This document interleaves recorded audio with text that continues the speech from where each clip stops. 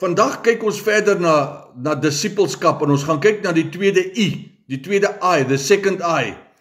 What does the second I say? Wat sê die tweede I in discipelskap?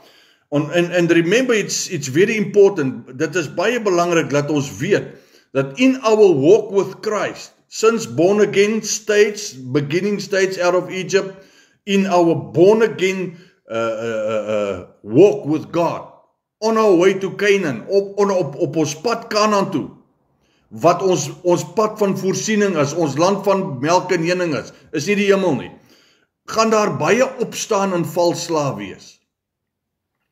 Jy gaan baie mense tevrede stel en jy gaan baie mense baie kwaad maak. Want onthou godsdiens is een van die groot goeders wat so staan. Kyk, sien julle hierso, hy staan nou wysvinger. Ja, kyk julle ouens, kyk hoe lyk julle is vol tattoos en julle het oorbelle aan en julle hang saam met die mense uit, die sondaars uit. Hulle het dit vir Jesus ook gesê. En ek sê nie Jesus het oorbelle gehad en tattoos, dis nie wat ek sê nie. Maar onthou nou, godsdiens is altyd daai ding wat kritiseer, hulle wys vinger. Hulle kyk nooit na hulle self nie, hulle wys altyd vinger na die ander ouens toe.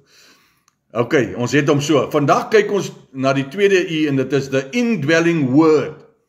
Die blywende woord van Christus binne in ons. En wat sê die blywende woord? Ons gaan na Johannes 8 vers 31, kom ons kyk wat sê Johannes 8 vers 31 vir ons daar. Laat ek net daar kom, Johannes 8 vanaf vers 31. Hy sê, in die Afrikaanse Bybel, hy sê, en Jesus sê vir die Jode, wat in hom geglo het, as julle in my woord bly, is julle waarlik my disippels.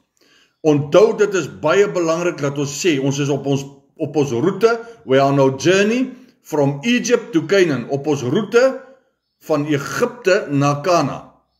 Ok? So, opstaan en valslag, as julle waarlik in my bly, en wat beteken dit? Dit beteken dat ons loop in 'n fase van volwassenheid, ons is gebore, nuwe, wedergebore kinders van God, nou groei ons in kennis van wie ons is in Christus. Wat het God ons gemaak? Wie het hy ons gemaak? Hy het my nou 'n erfgenaam gemaak. Ek het nou nie nodig om dood te gaan en in die hemel te gaan, my huisie en my Goldwing en my Ducati en my karretjie en my dubbelverdieping huis te gaan erf nie. Nee, God het my 'n erfgenaam gemaak.